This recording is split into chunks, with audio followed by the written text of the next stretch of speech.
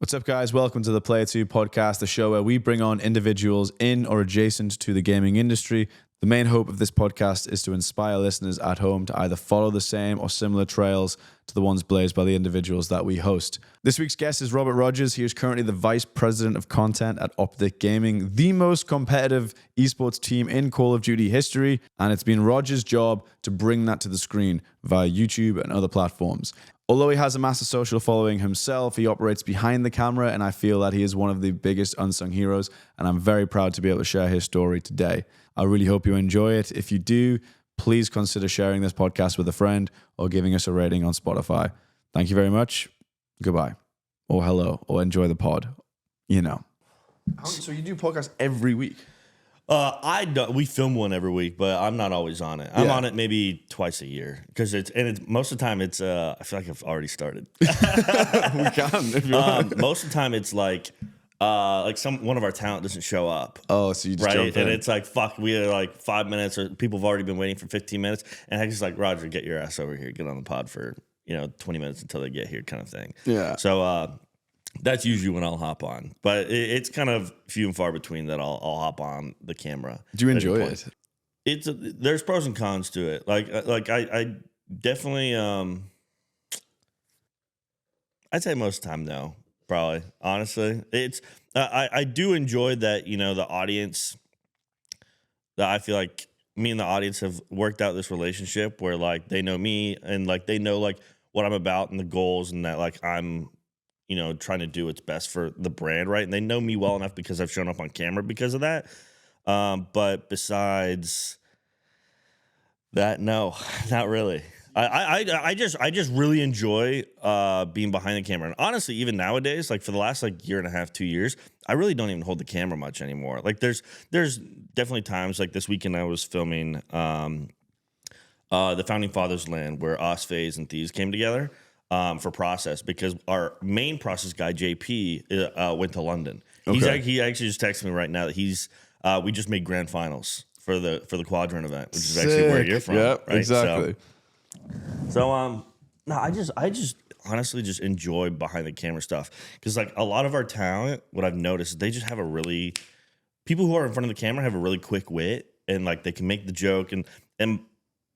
Personally, I'm not like the funny guy or the really witty guy. Like, but if I take my time and think through, like what I think or what I believe in, or like a direction that we should go, like that's where I excel. But like if you're on camera, you got to have that quick wit, and I've just never kind of been that guy. Yeah, so if you're thinking like from an entertainment point of view, and like purely, which is what ultimately this is, it's entertainment, right? Yeah. The gaming industry. So I can see your point, but I do think. There's a huge area for someone like yourself who comes in with your technical, calculated approach. Yeah. So I respect that, and I assumed as much that you would not want to be in front of the camera as much as like the content creators, simply because you've been in this so long. I feel like you would have had ample opportunity to do that and build a little bit of it. You already have built a personal brand, but if you wanted to build it more, but do I like think what Hitch did, where he's kind of exactly transcended just the producer role at Optic. Obviously, he's turned into a content creator and a force in the space. But I know it's just not my thing. And I've definitely flirted with the concept of like, maybe I like record short form stuff and put it on my Instagram and grow that. Like if I were to be some sort of like content creator, like personally, that's probably where I would go, is doing like more like Instagram short form stuff. That honestly, I think that's where I would do well. And I think it would be more in like the cinematography technical kind of space, where it's like these beautiful shots and grades and like quick edits. Like I always see, I'm big into racing. Obviously, you are. Like the guys that'll go to the track and they'll put together these like 10-second sizzles of like all the quick speed ramp transitions with the sound design and everything that's like beautifully tied in. Right, I can see myself doing that, but maybe it's like twisting it into like really creative or movements of like keyboards and like keys coming in and like something like that. I could see myself doing, but I've never wanted to be like, hey, what's going on, guys? Blah blah blah. Like looking direct into camera and doing the whole YouTuber thing, you know. So I actually think you would excel so well with that because you've got the footage you've got. If you're allowed to use anything from the Optic Bank as well, which I imagine you're going to be cool to use. And add your own spin and add your own commentary. I think that would do really well. I'd love to see that selfishly. 100%. And it's, you know, Hex has this thing where it's like you're like, you know, there's people who, how we always explain it, there's people who are in Optic and there's people who work for Optic. Like a lot of people work for Optic, but like the people, like not everybody, there's a lot of people who work for the Dallas Cowboys front office, but they're not on the team kind of thing. And how Hex looks at it is, and that's like everybody who gets one of these. The Optic chain. Is like, you're on the team, right? So it's kind of allowed me like to where I can speak on the brand a little bit here and there. Obviously, you know, you and I talked briefly before we started doing this that like I don't really like speaking on the brand a whole lot just because I feel like it's not my place, right? But there are moments where I can speak about Optic and stuff like that. And like you talked about like using the footage, like that's something that like me and Hex and like are like comfortable with. Like I bet I could post something on like my Twitter or Instagram and it's not going to be this like tension between us, right? Where I'm like using the brand or using like our talent for views because I'm also on the team kind of thing. Does that make sense? No, 100%. Because and I think that comes down to the culture that you guys have built within Optic, and it is a family. It feels 100%. Like that. I almost think, and maybe this is just like me on the inside, because I go not necessarily back and forth, but I'm almost like a 50-50 split where it's like we talk about it so much of it being a family that it's like I almost think like, man, is that just like a meme that we have at this point? But it's really, but like, unless you're on the inside, and maybe on the outside, people think it's kind of like a meme or whatever. But on the inside, man, like a lot of us are so fucking close. Like a lot of us that work together, we hang out with each other every day. Where a lot of us have basically dedicated our lives to the brand at this point, and it's not like something that like is like exhausting or overwhelming. It's just how we are. It's how our brains work. We're just like obsessed about our shit. Yeah, well, you've made your passion and your work the same thing. And I've been recently reading a lot on this concept called Ikigai, which is if you know it, it's this Japanese concept where in life you only get one shot, and you should find something that you're passionate about, that you're good at, that you can make money with, and will put something back into the world. And that's kind of like what everyone should strive to achieve is this concept. Yeah. And when I was thinking about you and thinking about this podcast, I was like, I feel like that's where these guys are at. Because you're very good at what you do from a production standpoint. You love gaming. That's clear from your history and what you've been doing. And it's good for the world because you are leading the charge and you're pushing an industry forward that didn't really exist at all prior to you guys existing in the way that you're taking it, and you make money off it. So I was like, okay, that makes sense. And back to your point on Hector allowing you guys to use this content, I've got a good kind of example on that. And it is because you're playing this zero-sum game where everyone can win. There's been times in my life when I've been in situations where I've worked with people who think there's only one winner, especially coming from the racing world. Yeah. Because in the racing world, if you're not first, you are genuinely last. Not to quote Ricky Bobby, but it is how it is. And I do think a lot of people let that spill into business, which it's fine for their program, but for me, I think everyone can really win. And I think that's what you guys respect and understand and know. Hence the collaborations with your 100 Thieves, with the FaZe, which we operate in a bit of an oligopoly in the gaming industry where there's a handful of brands that really dominate, but each of what they sell is slightly different, which is fantastic. And I kind of want to lean back into this Founding Fathers 1v1 because it's the reason you're in LA. And I just want to know your perspective on that and what your thoughts and feelings are when you first heard it, and then talk me through how it came together. It came together quick, man. I mean, like our first convo about it was probably like a month ago. And to think of like the scale, and honestly, we have the We Play guys, the studio that put it on here in Playa Vista. We have them to thank because they definitely helped out with a lot of the logistics there. But back when Banks first got FaZe back, and this is like end of last year, like October, when they were going through the whole fight with their investors, but they were like Banks finally officially got it back. But then when he had to wait like the 90 days or whatever it was before everything could become official, like and documented, and he could actually become the CEO. Like right as that was going off, I remember texting Hex and being like, "Hey, you know, it's been, you know, 2 years since we did our collab with FaZe, because we did one in 2021, right? Like Split right before we controller? merged with Envy. Yeah. And we did like some content. We did a 1v1 LAN. Like we basically already did this at like a lower level like 2 years ago, but the merch was insane. The merch that came from that is like some of my favorite stuff. Anyway, it's the Matrix pill. Yeah, But for me, yeah. that's the I see that tee and I'm like, I fucking wish I had that thing. Yeah. But we did like, dude, there was so much cool shit in that collection. I texted Hex. I was like, yo, this might be the time. Like, we got our brand back. That he, you know, got his brand back. I think like it could be cool. And it didn't go like me, like it just like wasn't the time for us to do anything. But I was like, yo, like this would be cool. Fast forward, you know, 3 months, 4 months. Obviously FaZe has been kind of on this like revival tour. Which I think their whole like rebrand is so sick that they did with like the coding and the blue. Like it's so sick. And Hex, like Nade pops off on this podcast. Him and Banks are like going back and forth. And then there's a FaceTime call between all three of them where they're just sitting there talking about like doing like this collab event. Obviously, Hex is super involved with the business, but a lot of the time it's him pointing the direction. And then it's, you know, the minions like me and Paige and Andrew and Hitch that then have to pick up the pieces and push us forward, right? So he's like, oh, we hopped on, we're gonna do this LAN, blah blah blah. And we were like, okay, what are the details of this? And he's like, figure it out. Yeah, basically figure it out, right? So like all the minions on Optic side, FaZe side, and Thieves side all got together, and we kind of hammered out the details with like their overall vision. But honestly, like Paige did so much of the lifting from the Optic side. Like I gave suggestion here and there on like what the format should be and some other things, making sure we stayed within like the brand guide rails of like what Optic thinks we should be a part of. And Thieves did the same thing and FaZe did the same thing.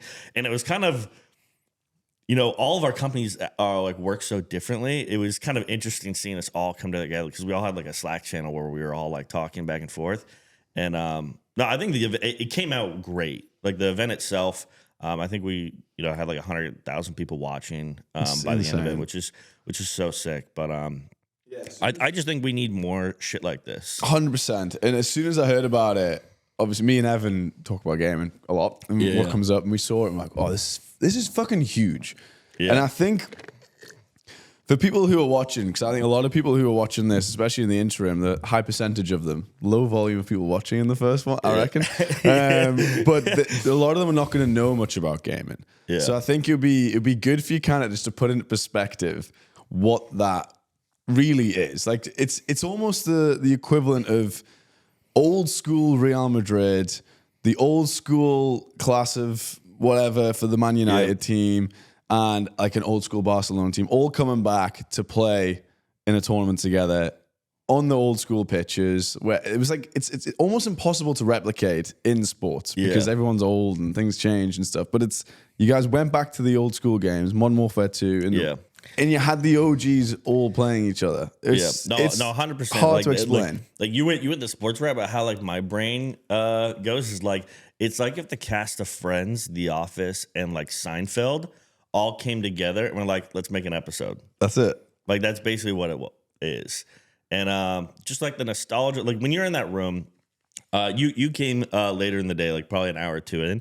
But when I first showed up, you know, a lot of the talent is there. You know, I'm running around filming. It's one of those rooms. It's pretty rare. It only happened. I've only been a part of it probably 4 or 5 times. But I'm standing there filming with my camera, like processed, like we make this documentary. I'm sitting there filming, and any direction you look, I can get a really good piece of content. It's just one of those rooms that like everybody's meshing, everybody's dapping each other up, be like, hey, how are you, man? Like catching up. It's just like there's so much history and nostalgia in that room. It's nothing you can do could fuck that day up. No. It's like a perfect day when it comes to like creating content. Cause like, and there's so much that I hope, you know, I captured a good amount of it and I hope the other teams did as well.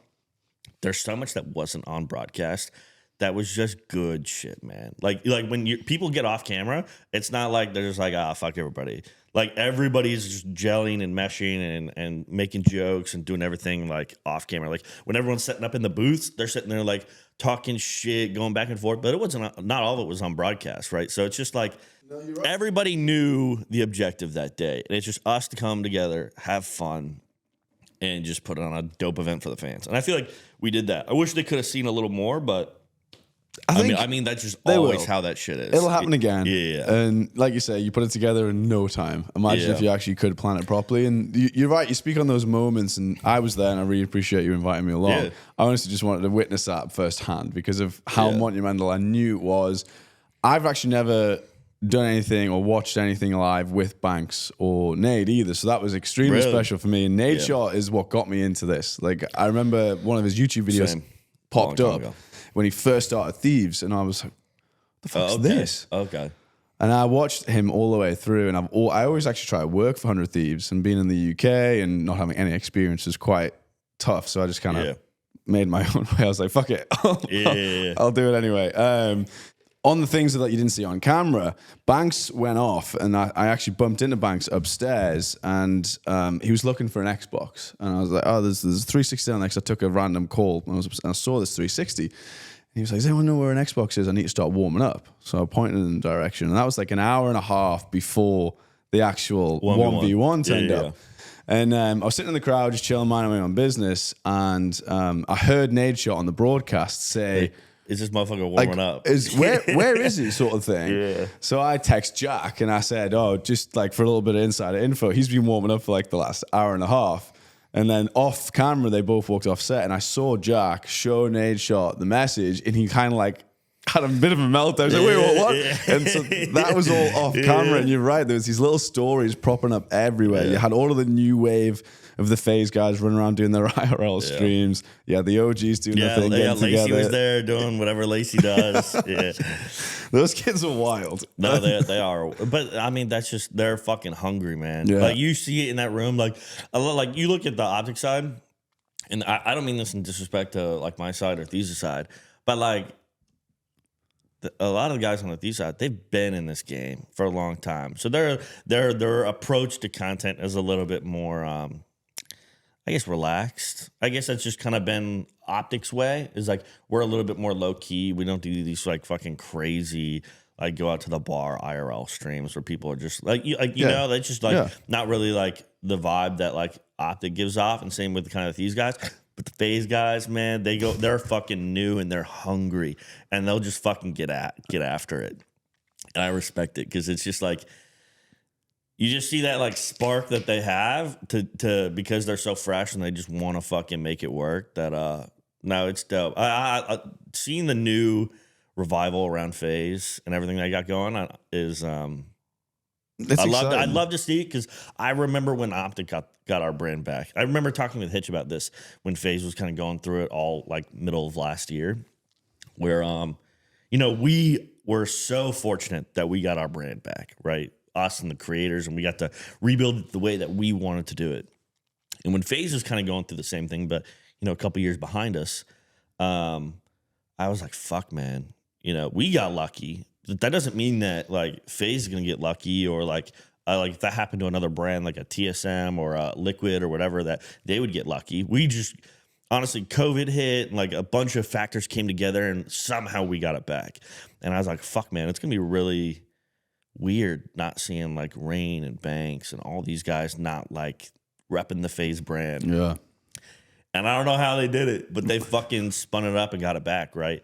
And I remember how like motivated and inspired we were like a couple years ago. Not that we aren't now, but like when you first get it back, it's like new start. The first like 90 days is like, let's fuck shit up. Like let's bring it back and make some dope shit for our fans and just kill it. And it's interesting seeing them kind of going through that right now with everything they got going on.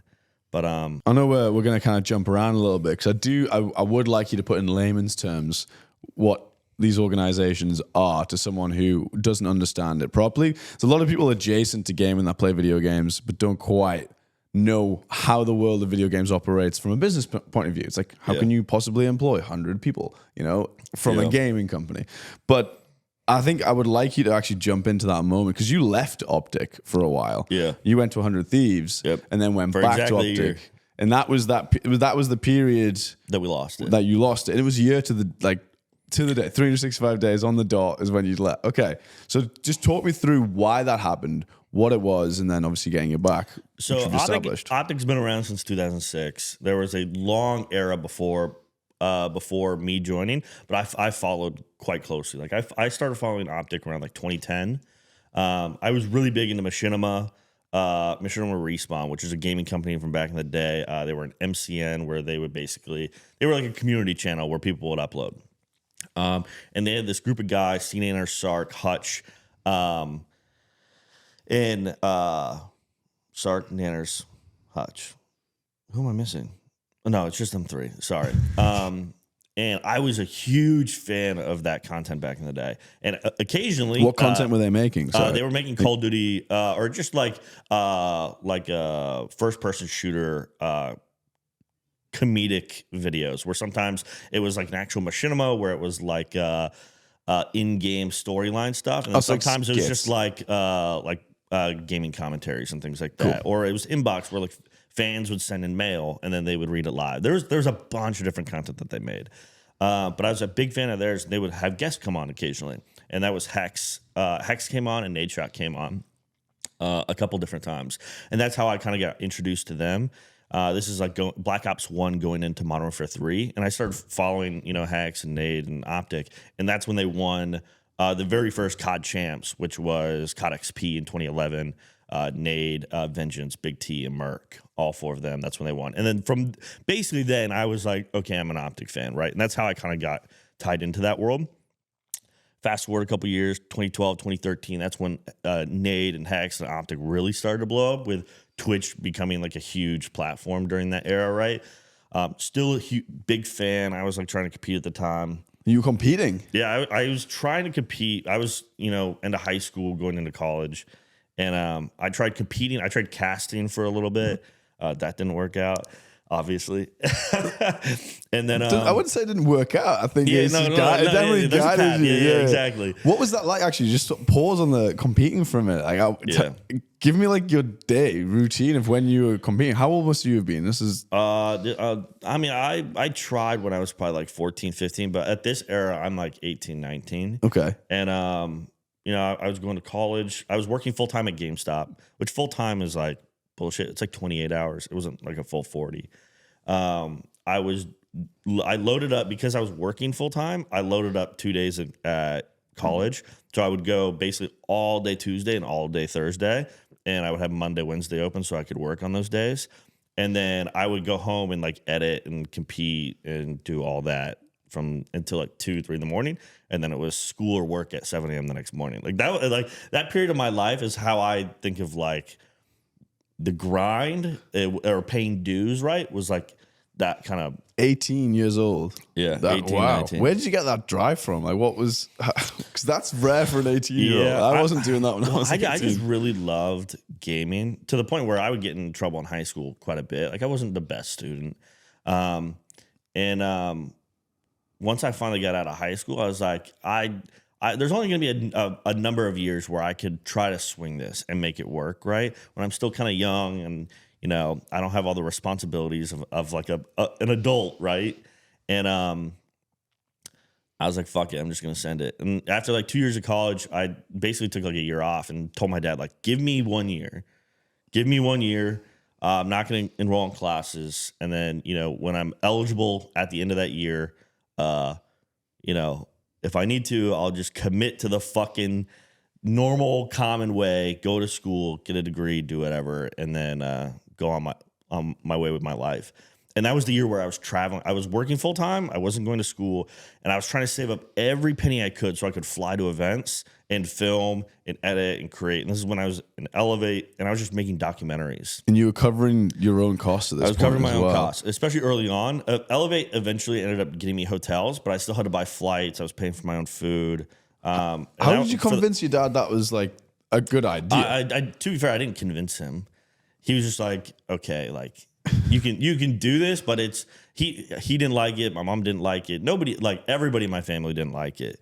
And to be fair, they just want what's best for me. It's not like they're trying to, force me to do something I don't want to do. It's not that. It's just like, it's a general. I was just actually having this conversation with my dad. We went on a golfing trip, and my dad and all his buddies were there. And it's just a generational gap thing. Yeah. Just like how there was probably things that you did when you were younger that your parents didn't understand. You're not going to understand this about my life. That doesn't make it wrong. It's just we're not going to see eye to eye on it always. And that's fine. And, it wasn't until I probably got to Optic that it was like my parents started coming around. Because even when I went to the TK house, so to get back to my story a little bit, I know I'm going a super roundabout way to get back to where I'm keeping track. Don't worry, I know where we're at. It's good. Probably like 340 days into my year off was when TK was like, "Hey, we want you to move into the house." Like I was telling my parents, "Oh, I'm going to move to Atlanta from California, so across the U.S. In like January to go live in this content team house." And my parents, I don't think they believed me. I don't, because I remember my dad a couple times would be like, "Yo, like, when are you registering for classes?" And I'm like, I told you, I'm moving across the U.S. And it was kind of just like a whatever kind of thing, because at this time, me and my dad's like sleeping schedules were like so far off, where I'd be going to bed when he's waking up. So he would like come in, like I'd see him at like 4:35 in the morning. And he would like come knock on my door, and he'd be like, "What are you up to?" I'll be like, "Editing" or something like that. And he'd be like, "Okay, like what are you really doing back here?" And looking back on it now, it makes me laugh. But I remember at the time it was stressful. Like I wasn't making much money or anything like that. I was like trying to make this work, but I don't think he believed it until like the day that I moved. That's wild though. Like even hearing because you hear these waves of different generations and different this gaming industry it's still very new. Yeah. But hearing what you're saying and what you were doing when you were grinding it, it wasn't a thing. Yeah. Like, and you really have carved a lot of that path, and the fact that you're up all night editing, grinding, flying, paying your own dues to get to events like that. Yeah. That's fucking awesome that you made that commitment. Well played. So that was like 15, 16, and then I moved into the house January of 17. How many people were in the house? A lot. Justin, so Kozdov, Crispy, Chaos, Sharp, Theory, Teddy, Gone,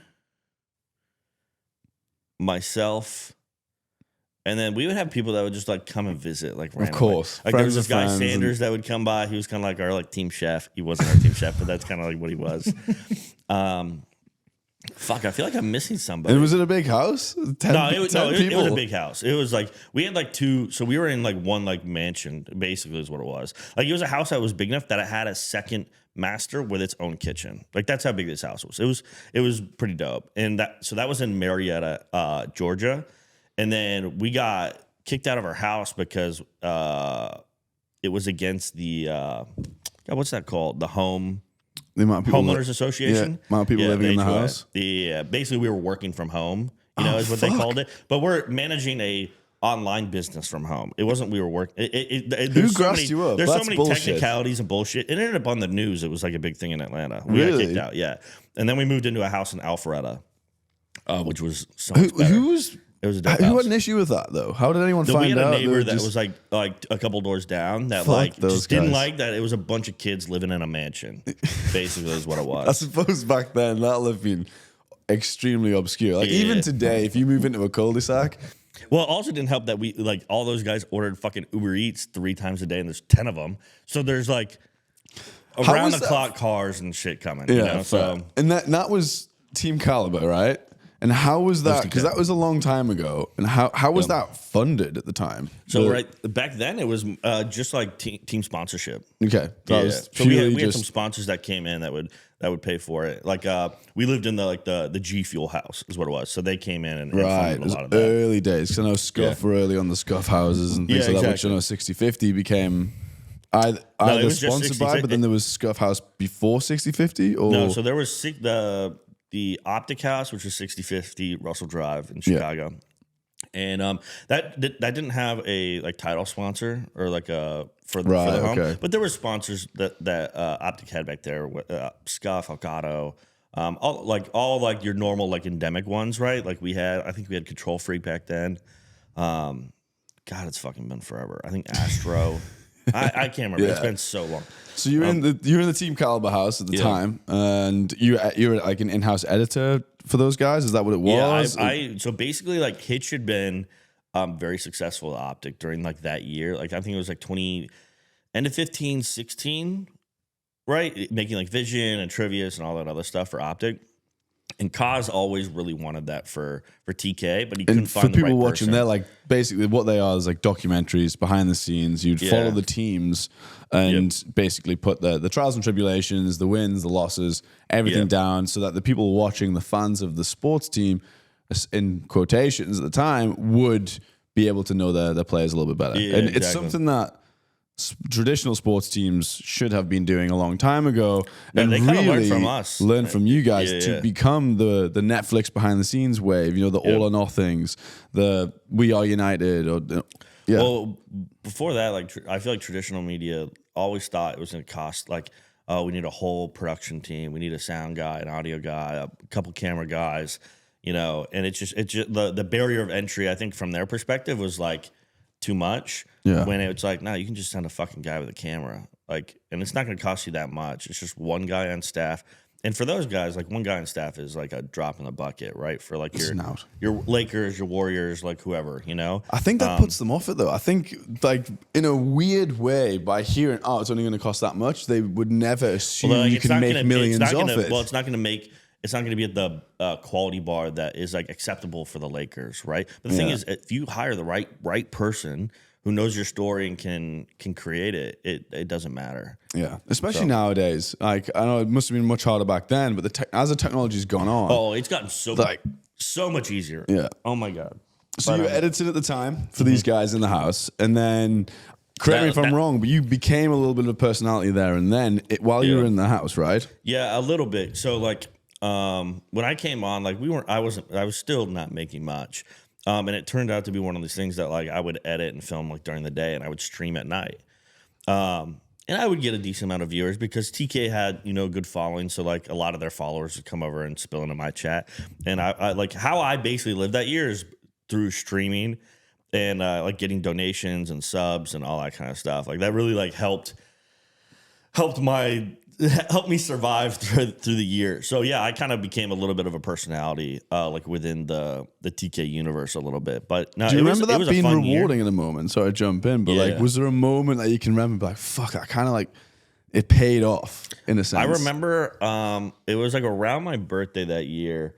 One of like our big like donators over like a week span donated me $5,000. Wow, and that was like at the time life-changing. Like I finally could like breathe a little bit and be like, okay, I don't have to check my fucking bank account every single day. Like, can I fucking eat? Like, because I remember during that year, like, and Teddy would make jokes about it, I was eating like $2 Campbell soups every fucking day. Like every day, ramen, soup. Like I was still living like a college student in that respect. And like a lot of the people in the TK house were a little bit more comfortable or I should say a lot more comfortable than me. Like they could Uber Eats every single day, and it wasn't going to be like a pain for them, right? And I just didn't have that that lifestyle coming. Yet. Yeah, exactly. I couldn't support myself like that. So and they were full time like on camera streamers. Yeah, and then you were doing like at the time, like even like Sharp was uploading every single day. A couple of them were really on their grind. Like Brandon, like I'll always have love for Sharp TK because he helped me through that year tremendously. There were so many times where like I couldn't eat, and he's like, I got you. Like many times. Was there a moment where you ever thought, this is too much, or it's too dark? Eventually, I was like, just TK. Where did it go? There, nothing against like the people there, but like I could just tell that like it really wasn't gonna work out long term at the TK house. It just like the kind of content that I wanted to make and what we were like, we would go back and forth on like what like Justin wanted for the brand. I could just tell that there was never going to be a way that we saw eye to eye exactly. So eventually I was like, hey, I'm going to move out of the house. And I'm going to move to LA. And I was going to go sleep on my friend's couch. So this is end of 2017. Because actually a couple weeks prior, I was at an event and I ran into Hitch. And he was like, hey, like we're about to, like hush hush, but we're about to take on investment. And our team's about to get a lot bigger. And you're like one of the people on my list that like I want to come and like bring into the Optic fold. Fast forward a month, nothing had really happened, but I was kind of just over TK. Like I just wanted to get out and do something else. So I was like, hey, I'm gonna move to LA. And my friend Ben and Reggie had a place in Huntington Beach, down in Orange County. And I said, so you were sorry, just to clarify, you were planning on moving to LA, but in the sidelines, Hitch from Optic, who was in Dallas at the time? No, he was in Chicago at the time. Okay, Chicago at the time. But he had told me that they were going to move to Dallas. It was still like very hush-hush around all that. So now you're kind of in a moment where it's like, okay, there's an opportunity for me at Optic, which is the team that you've always supported. Yeah. And going to LA for what? What was the reason you were going to go there? I had a friend, Candela, who I'm actually going to her wedding at the end of the year. She had started a studio called Spark Studios where she gave a bunch of freelancers in like the esports world. Like she would connect them with brands. And they could get clients basically. And she was starting it up and wanted a couple shooters. And I was like, I'm just going to go sleep on my friend's couch and then help her out on the side. And that for like a month and a half, I was sleeping on their couch in Huntington Beach. It was actually kind of a vibe. Like looking back, like it sucked. It was still like pay your dues era, but I mean Huntington Beach, you know, right like, on the beach as well. No, we were like maybe a mile from it. It was a nice spot. Mint. It was a very for like. It worked out. It was a good spot, even though I was like sleeping in the living room of their house. Like it was. There's worse places to be. Yeah, exactly, definitely. And did that for like a month, and then Hitch came knocking. One day I got a text from Hitch, and he was like, "Hey, I'm gonna connect you with this guy, Reed." And I was like, "Okay." Reed, he now owns Night Media. I'm not sure if you know Reed Trimble or Duscher. Yeah. Dutch. To this day, I don't know how to say his fucking last name. Reed, I know you're not watching this, but if you are, I'm sorry, dog. But I'm gonna clip this bit and put it on LinkedIn and just at Reed.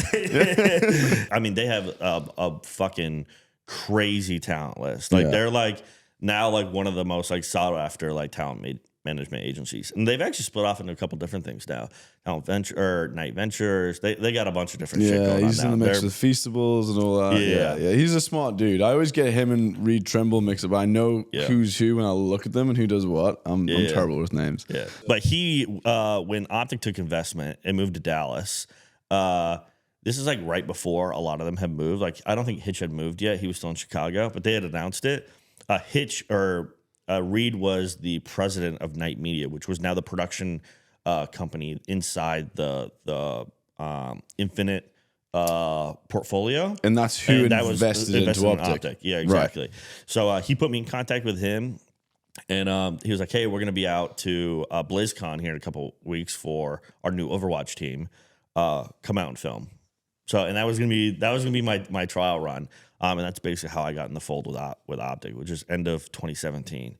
Which kind of seems fucking crazy. It's been like 7 years now, minus the year that I spent at Thieves, which I don't really count. I just overlooked that year, even though it was a good year. Don't get me wrong, it was a good year, but I just kind of like, I've been an Optic like the last 7. But when you say you had a trial, because again, I think that's something that in traditional jobs and the traditional careers is rare. It's like, oh, what's your CV? What's your resume? And then you have a couple of interviews and then you're hired. You're in. Whereas I think that's bullshit because anyone can say it is anything. Bullshit. Yeah. Well, no, it's like so much of like, and this is like where like me and like my family probably like didn't see eye on is like in my world. Oh, my bad. In my world, just film entertainment in general. Nobody gives a fuck what a piece of paper says. They don't. No. What is this degree? This is degree. You can make it up. It does not fucking matter. Half it of does the not stuff matter. On there, you can like, chat they GPT. want to see what I have made. Yeah.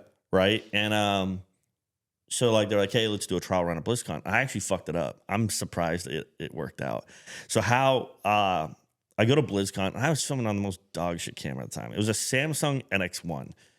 You probably don't know what it is because nobody fucking knows what it is. It was a really just bad camera. And I go to BlizzCon. I'm filming all day with them, with the team, with Reed, with Optic J at the time, Ryan. I had to do the interview to announce the PUBG team, as well as like film the stuff around the venue for Overwatch. And then I was going to send all the footage back to Hitch. I film all day at BlizzCon. I go back to dump my SD card. It says my SD card corrupted. And I'm like, what the fuck? This is how dog shit. This camera almost threw this job for me. It was such a bad camera. And I'm like, oh my God, I can't believe this. I didn't have a whole lot of money to my name, but I was like, I have to recover this.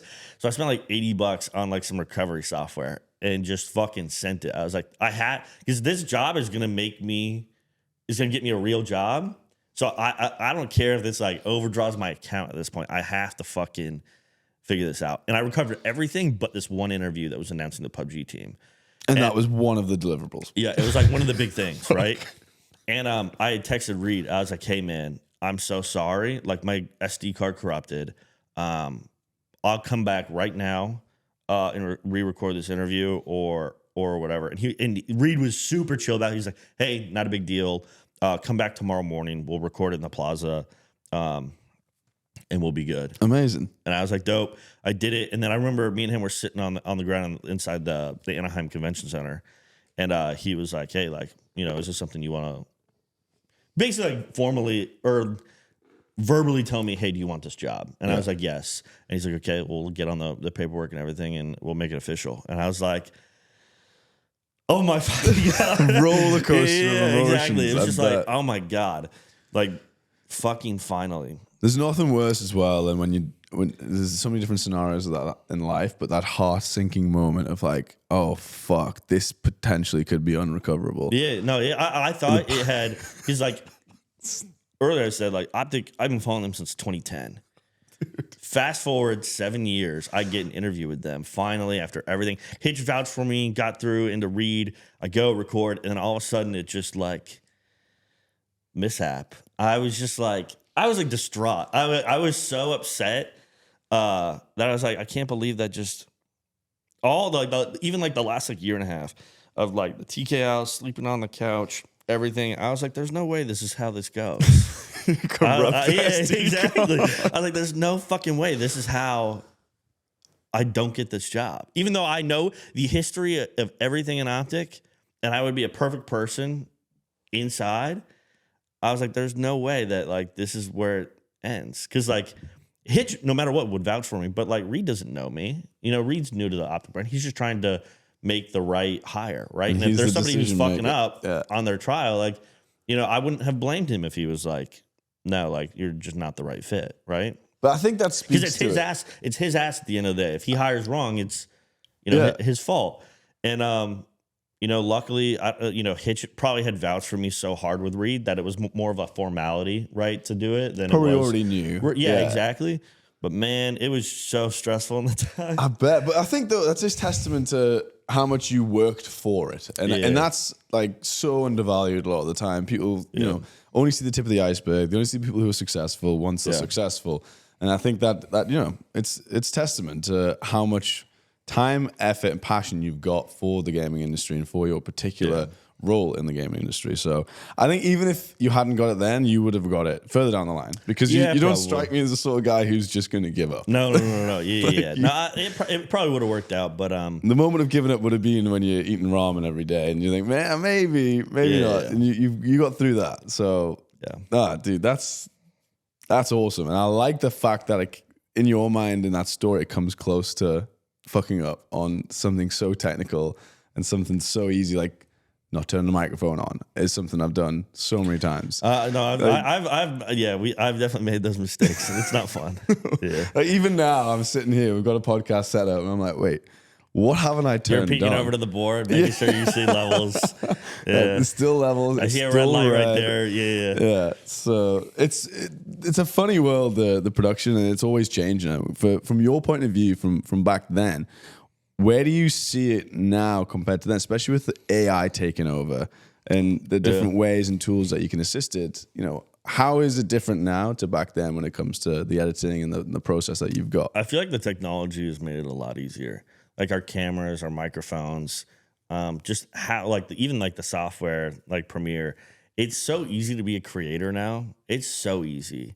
So it comes down to, it used to be, I feel like back in the day, like you needed to have, even though you could create having a nice camera or having like a nice microphone was like such a professional thing that was like out of the reach of like the normal consumer, right? Like we all had like really shitty like Xbox microphones or like really shitty webcams.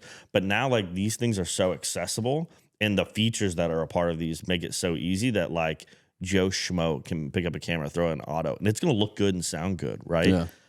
So I think that's definitely made being a creator, and it comes down to the mind now, the actual creative to execute, right? Instead of like having to know all the tech and the terminology and everything, right?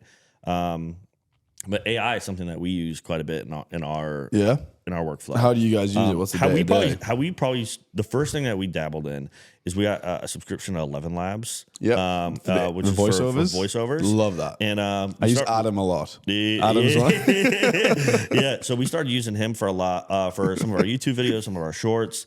But like whenever there's like a video that like we didn't get like a good flow of like the storyline of exactly how, or like a description of like a segment in the video. Like imagine like we're gonna do like a challenge where people have to go around and shoot targets, and like we got like a bad read or something like that from talent explaining like how to do the challenge. We'll go through and type into Adam, right, on 11 Labs, and we'll type in exactly how we want it explained, and then we'll edit to Adam's voice, right? So like little things like that make it a lot easier to help tell the story a little bit better, right? Have you dabbled into, let's say Seth's doing an ad read, or not an ad read, but like an intro, and he maybe fucks up, the file corrupts. Have you put it through 11 Labs, and you can set Seth's up voice? Yeah, so you can do a clone voice in 11 Labs, which is what you're talking about, where we have you upload audio bits to 11 Labs of a person's voice, and it will recreate their voice in the aggregate, and you can type whatever you want, and it will sound like that person. So we have a fucking library of podcasts of clear audio from all of our guys. So it's really easy for us to clone. We've cloned Hex, we've cloned Seth. Those are the only two that we really end up using most of the time. But we honestly, it gets into a more of like an ethics combo, because obviously there's a lot of controversy around AI in the creative field, right? Of like using people's voices without proper. Well, Scarlett Johansson recently with with OpenAI. Exactly. Right? They asked her, and she said no, and then it ended up being very anyway. close. So obviously, there's like a whole ethics angle here, but we have it recreated, but we honestly don't use it. No. It's more of just something that we kind of wanted to like play with and just see how good it was. But there's not been a case where and not that I can think of.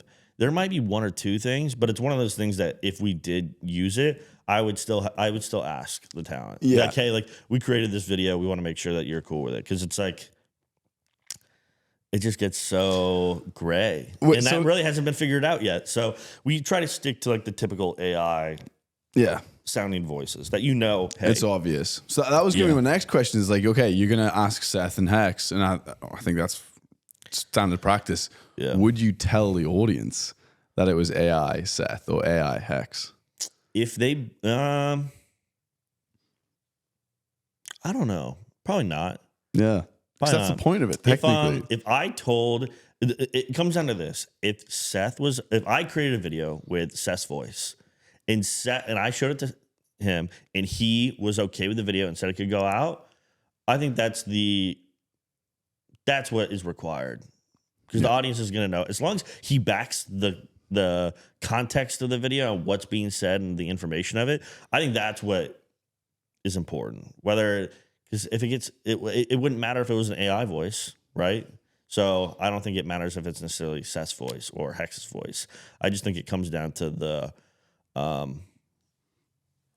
thumbs up. Do you guys worry that, as you said, you've got such a good library of all of you guys' voices that I, for example, could also have that library because I can go and download all the podcasts. Do you have any contingency or any worry if someone was to recreate either of those voices and make one of your guys say something that really could damage the brand? I think, that's going to be the fight for the next decade in AI, right? Is the precautions around it. And I mean, we're already playing with it right now, with either being deep fakes or Scarlett Johansson's voice now or whatever.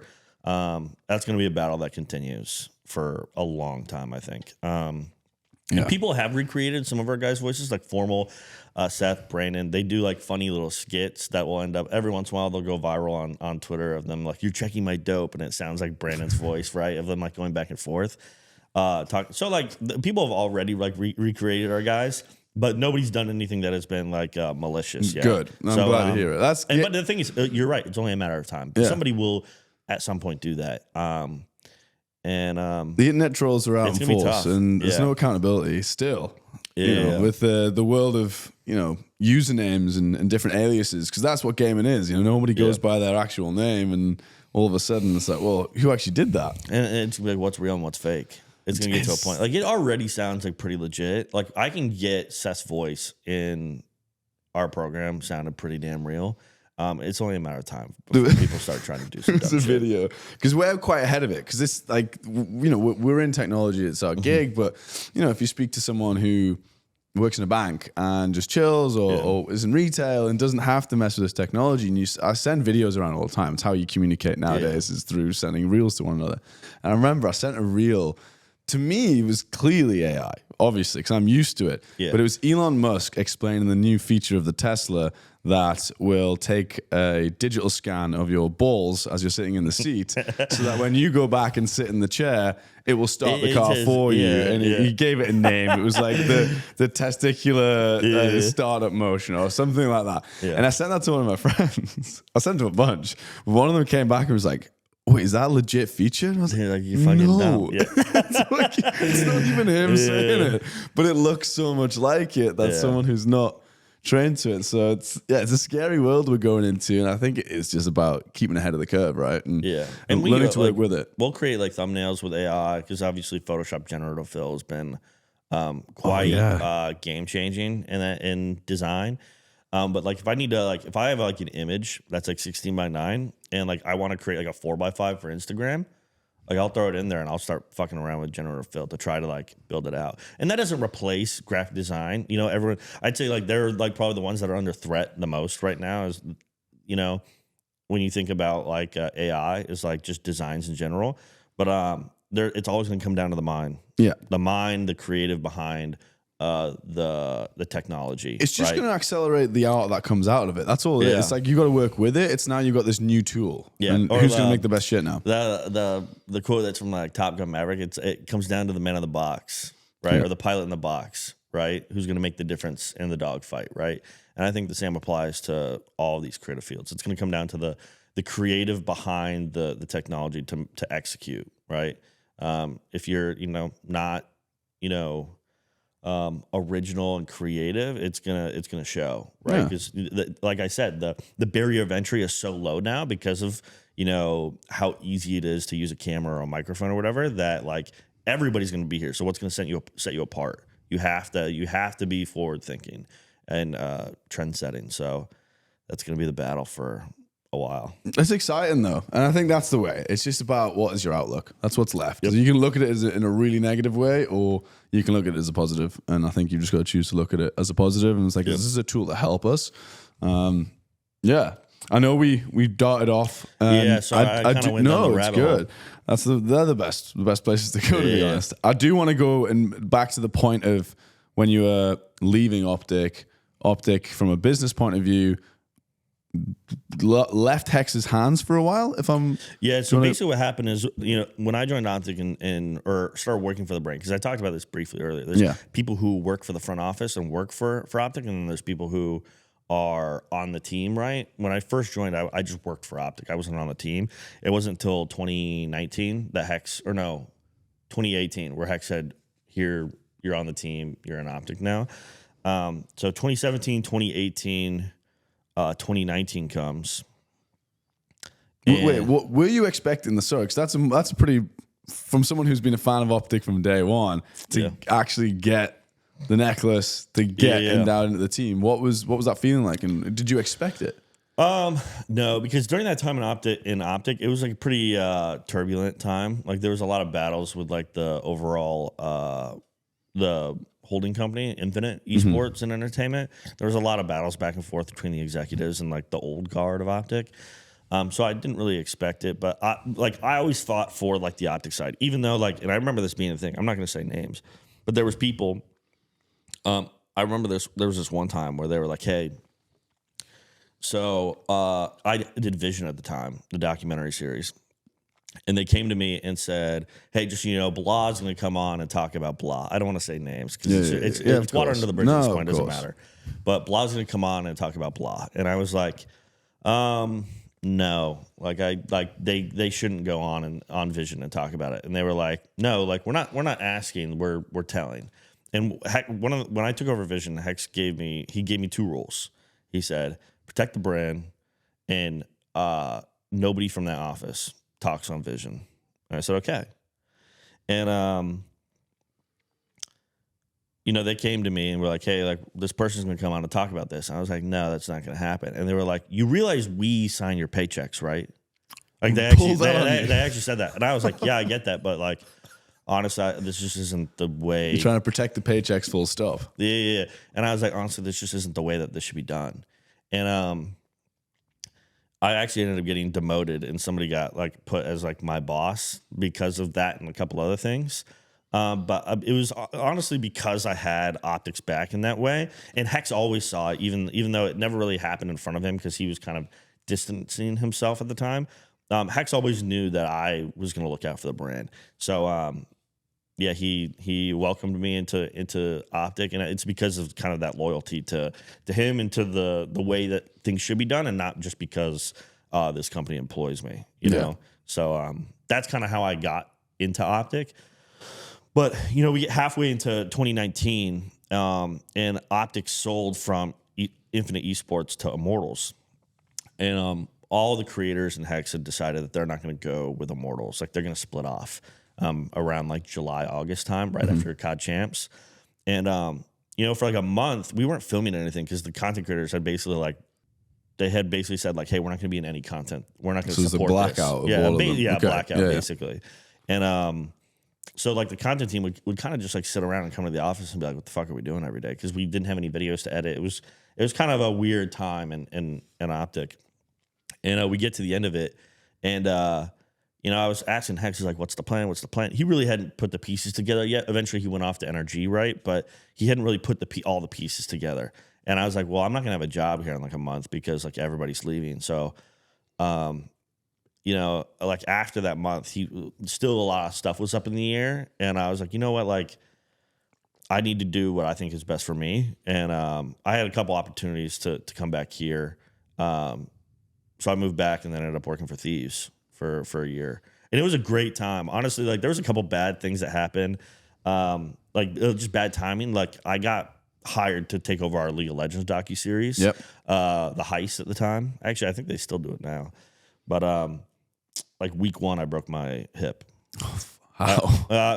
It was basically how the league schedule goes. Is like the beginning of January is when they come back from break and do scrims, and then they start like end of January. And I was on a Christmas trip and I broke my hip snowboarding. Oh shit! Yeah. So it kind of threw a wrench into the works where I couldn't really do it by myself. So I had to be paired with another person that would help me film. Yeah. And it was tough. Like there's old photos of me like on one crutch with like a camera in my hand, like trying to film. And like Thieves was being really supportive. They didn't really want me to push it, but I just myself was like, no, like I want to work. I want to create, So I was like hobbling around at the LCS studios on a crutch and with a camera, and it was tough. I bet. And then COVID hit in March. Like right as I healed, COVID hit, and it was just kind of like a couple different things that came together that just didn't make my experience at Thieves like super fulfilling. Yeah, I guess you could say. Just wasn't smooth. I mean, it has nothing to do with Thieves themselves. Because honestly, like I love the atmosphere I got dropped into. Like it was a WeWork at the time. This was before we went to the compound, or right before. Like we went to the compound like March. So I was like we were there for a while, but I got dumped into a room where Logan Dodson was to my left, one of the editing goats in our world. Gabe Ruiz, who's like one of the brightest minds when it comes to just content development.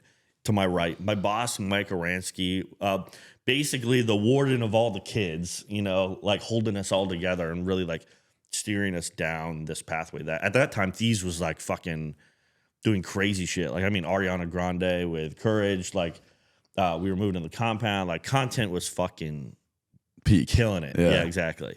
To my back left was this guy, Jeremy Dempy, who he hops around now, but he's like one of the best DPs, one of the best cinematographers I've ever met. Like super, super talented guy. To my back right is Sesso, who's like one of the best designers in esports history.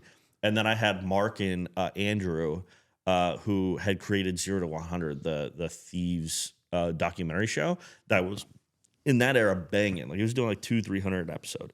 It was doing super well. So they dropped me into this room like day one, and I'm like, these are the fucking guys, man. Like it was just, and I learned so much. Like even though like I would love looking back, being like, oh, I've just been at Optic for the last 7 years. That year, the amount of stuff that I learned from the people that were in that room and at that company, I think really helped me. It helped me and it ended up helping Optic long term. Because when I came back, I had just such a different knowledge and perspective and technical skill. Like the amount that I learned from like Jeremy with camera work, with Logan and editing, with Gabe and just like overall like critical thinking about content development, I think helped me that when I came back, I could help apply it to a lot of the things that we were doing. I think that's important though, and as you said, and we touched on it slightly earlier in the sense that there's a handful of different companies that really lead the charge in gaming, especially in esports. 100 Thieves being one of them. The fact that you had a chance to go there and kind of see what is their secret sauce, and every brand and culture is going to be slightly different, and it does come down to the collection of people. Basically, that's what it is. It's like okay, who have we gathered, and who's awesome, and who can learn from each other, and you know. 100 Thieves clearly has a lot of A-team players, and so does Optic, but it's important that you can be like, right, okay, what makes that person the A-team player, and take a little bit of them, and then, I think to anyone listening who hasn't maybe moved from one company to another, I do think you can get quite stagnant. I think it's important to pull a fish out of water a little bit and be like, right, try and sprout some legs in this area because it's a different environment. And it was super... enriching, I guess you could say, to my life and my profession, my career. But like I said, like there was just a couple things that happened throughout that year that just made it hard to kind of get some momentum for myself, like at that company. I just kind of always felt like I was behind there, and it's no fault to anyone. Like I don't even think it's necessarily my fault, besides breaking my. I was gonna say, bro. I think it sounds like the broken. It really put a damper, I think, on me and just kind of like my overall just like mindset, and it was tough. And through that year, and this is where I give Hex a lot of credit, is I went to Thieves, and like maybe like a month in, the esports awards came around. I ran into him, and he was like, "When are you coming back?" I was like, nah. And I made a joke. I was like, "You're gonna have to pay me a bag, blah blah blah." And he's like, "Let's go talk to Andy." Who is head of NRG. And I was like, no. Like, we were drinking, having a good time. He's like, let's go talk to Andy. I was like, no. And so that was like the first time. And then like in like the early, maybe like probably like February, March-ish of like the fall. So it had been like maybe 5 months. He sent me a box of Jordans. He's like, hey, he texted me one day, what's your address? And I sent it to him. And he sent me a box. And I opened it up. It was a pair of Jordan 1s, the no photo ones. They're like $700 sneakers, $800 sneakers. And there was a Post-it note on the inside of the box. And it had a really heartfelt note. I still have it. It's in my closet right now. And it's a Post-it note that says like, hey, I've always respected your creative. I wish we got to work together more during, the Infinite era. I respect you. Basically like this really, and if you know Hex, that doesn't come around often. Like, like Hex is more of like a negative reinforcement guy than like a positive. It just like he sent me this heartfelt note, and I was like, "Fuck, man." And I put it in my closet, and I wear the shoes every once in a while. And then at one point, I came back like a couple months later to visit Matt Craig, who's like one of my best friends in Texas. And I came back to visit him, and I saw Hex. And he was actually in like a tattoo chair getting tattooed. Me and Matt had stopped by to see him. And which one was he getting? Do you remember? I can't remember. The sniper? No. It was way after that. I can't remember what he was getting, but I had seen him. It had been like months. And he's like, hey, just I might be getting Optic back. And I was like, what the fuck? Like, that's actually kind of insane. He's like, there's still some puzzle pieces that need to fit in place, but like there's a path. There's a light at the end of the tunnel and it might happen. And I was like, okay. And he was still like, oh, so like, when are you coming back? I was like, still kind of like on the fence. And after this, I'd already gone through like broken my leg. Like COVID was already in like pretty big effect at this point. So it's like a couple things that kind of on my side pieced together where there's the light at the end of the tunnel too, right? Maybe coming back to Optic. And eventually, a couple months later, like a month later, he called me and he's like, hey, I'm getting Optic back. And I was like, say less. And it was literally on my 1 year anniversary and I put in my 2 weeks. Wow. And then I moved back. Sorry. I'm so ranting about like you were talking about Optic and how the business was run. No, right? it's good. Sorry, Honestly, I wanted to hear that gap. No, it's important. Like it's the whole concept is I want to learn your perspective of it. And that's great because, the biggest thing I want to get out of these podcasts is the individual stories so that somebody listening can put themselves in that light and see a way forward. That ultimately is what it is. And, the fact that you've gone through a physical injury on a job that requires you to be running around, things like there'll be other people in that scenario like, fuck, how do I how do I see a way out of this? Especially if they're in the thick of it. I bet you can take your mind back to how it felt when you had broken your hip and it's like, I can't really do what I want to do. And it's just good to hear that you actually made it through that time and actually for the better. And that is ultimately, you have to have a negative time to contrast with the good, right? And it's never this constant state of, all right, everything's okay. It's like, no, things are shit. Things are great. Things are shit. Things are great. Things are shit. It's always ebb and flow. Always bounces. And it's good to hear that. And I think the one kind of opener that I do want to get is if it's possible, explain in like a paragraph to someone who has no idea how the gaming organizations operate or even exist. Like, how do you explain that to an 8-year-old as to that this exists and it's a viable business option? So as far as like how the business runs, so there's a couple different pillars that you can look at. So there's because how Optic looks, there's like your traditional esports company, but like how Hex explains it and how I like to explain it is we're an entertainment company that also has esports, where we are a group of creators and entertainers, and then we channel that to help fuel our esports business, right? So as entertainment goes, there's a couple pillars. There's AdSense, online content that we create. There's sponsorship, which is another really big pillar. It's actually the biggest pillar. And then there's merchandise revenue, which is the other pillar, right? So as entertainers and creators, we have an audience. Let's say, I don't want to give out any official numbers, but like we'll get 150 to 200,000 views on our videos, like on any individual video, right? So we have audience that we can then go in and monetize, and there's the 3 ways to do that. That's the actual AdSense. So like as you click on a YouTube video, there's a ad that plays for the first 6 seconds that you can hit there and skip, right? So there's AdSense, right? And we can do that on Twitter, we can do that on YouTube, we can do that on a bunch of different platforms, right? But those are like the main 2. So there's AdSense.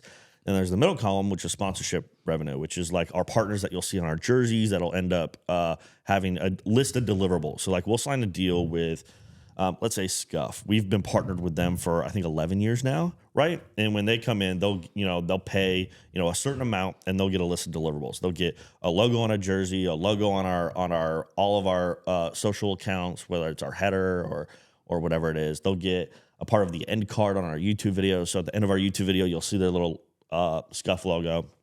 And then they have a certain amount of, whether it's tweets or live streams or YouTube videos that are going to be presented by that partner, right? So that's like the sponsorship angle. And we'll sell a list of different, pieces of programming or assets or whatever it is across a shit ton of partners.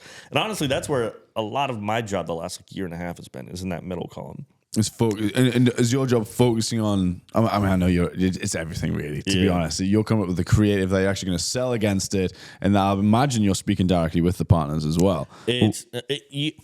Depends on the partner. Okay, we'll dive Depends- in. We'll dive into that a little. But the third column And then is there's the merch. third, which is products, Yeah. which is 90% of the time it's apparel, right? Whether it's hoodies or shirts or hats, or sometimes we get more creative and create like a Wallace backpack. Like if you watched the Founding Fathers thing this last weekend, you saw Banks walking around with Wallace, which is our mascot, a big green wall with like legs and feet and eyes, and he's like we made him into a backpack, right? So there's different things like that we'll do, and how we'll do, and all of them kind of overlap a little bit. Like when in our YouTube content, it can be a sponsored video, but then we can also have our talent wearing our products, right? So then it's like influencer marketing, you know, from that perspective, where it's like, oh, Scump is wearing our new shirt, and he's gonna say, hey, check out our store in the video with a link that can link, and they all kind of fuel each other a little bit, right? Yeah. And it's this machine that we have going.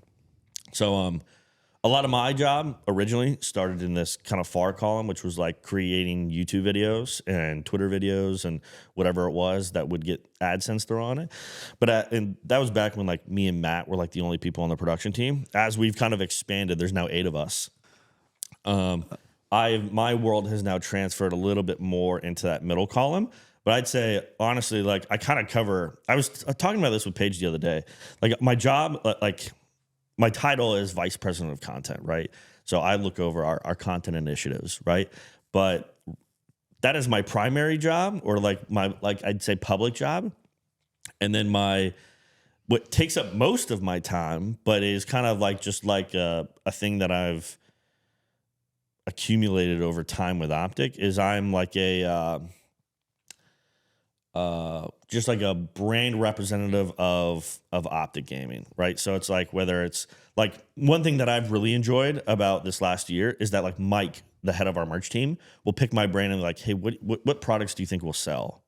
You know, and so I'm a little bit more in the merch, and then sponsorship or sales, like they'll pick my brain about like different content series, and that's where like I can kind of sit most of the time now. But then I'm also like me and Matt just took over our design team as well, right? So it's like, and then when Corey Dunn is running an event, he'll like pick my brain about different things we can implement at like we're hosting champs in 2 months, and it's like, what activation? So I kind of get to be in a little bit of everything. And You're an ambassador for Optic at the end of the day. Like you're just flying the flag. And I think you know it inside and out so well that it's people would be foolish not to come and pick your brain on almost any element of the business. Yeah.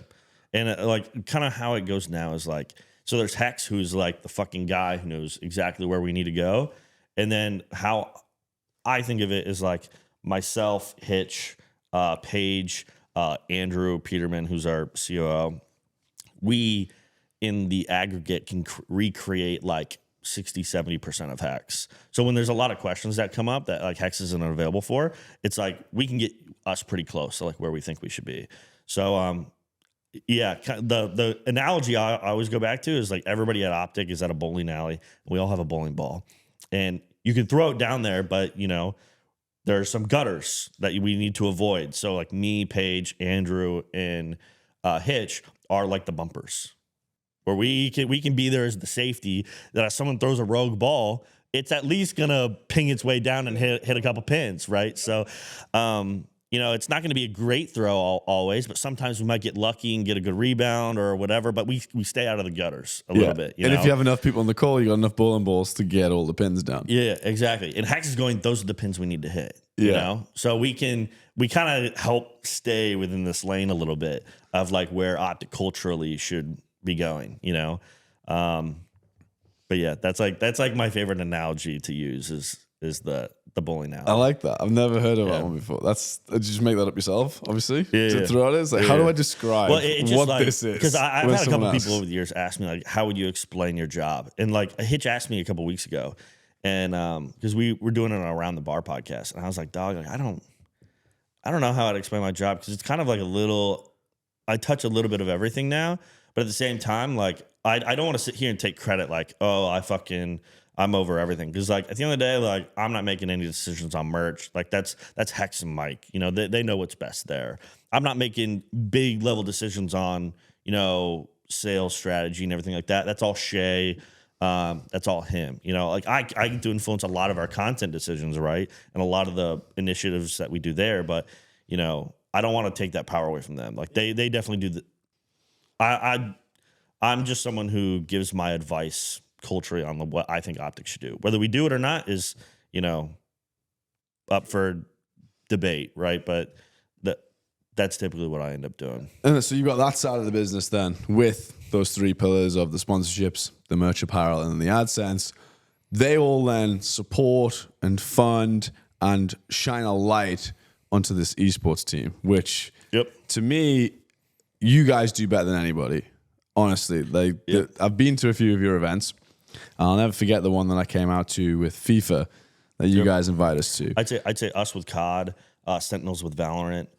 There's a couple out there that do it really well, but I'd say nobody's done it as long and as good as us with our COD team. It's the fact that you've actually got a chant, and no offense, but Americans in general don't have the best sports chants. Yeah, like it's just that's known. But then gaming, even more so, it's like a niche within the world, and you guys actually have chants, which is I don't know. I've never seen that somewhere else. And it's like it's out of the ordinary. You've got all the ambassadors, like the Hitches, getting in the mix, getting the crowd riled up. Everybody knows everybody within that brand, whereas I don't think any other brand has that, to be perfectly honest. Yes, with 100 Thieves, they'll know who the guys are that are front-facing talent creators, but they won't know the people who are also doing the business operations. And it's like this weird kind of like barrier to not allow the fans to really get involved as much as they do with Optic. Yeah. And I think you do that flawlessly. Yeah, it makes such a difference having a team in-house.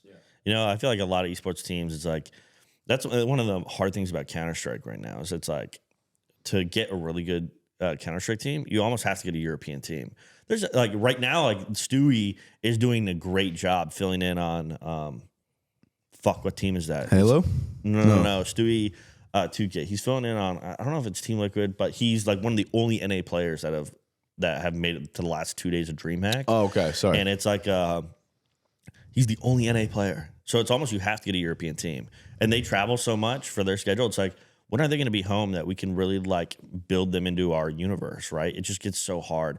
Like one of the things that we've run into that's been quite difficult the last couple of years. It's like we've had a couple of teams, like our Apex team. Mm-hmm. I loved that we were in Apex, but it just got so hard because they weren't in office or around streaming or just like getting that FaceTime with us where we could really help build them as personalities inside the Optic universe, that it's like, if we can't do that, it makes it so hard for those 3 pillars to be successful when it comes to that. And it's just not sustainable at the end of the day, right? Like if I can't put you in YouTube videos and build your persona that when you're wearing a jersey, it's going to attribute to, merch sales or AdSense or one of those, it's like, well, like how do we make that profitable or even get to a break even standpoint, right? It's so hard. And not only that, taking all money out of it, it's like, how do we continue this whole family vibe around the brand if you're just not around? It's so hard to do that. You can't bring them into the fold correctly. And there's no, like, we're speaking like the light at the end of the tunnel. That ultimately, I imagine, is the vision you have for any member of the team you bring in. It's like, okay, we one day can see them potentially wearing the Optic necklace. And if you can't, I imagine you just be like, well,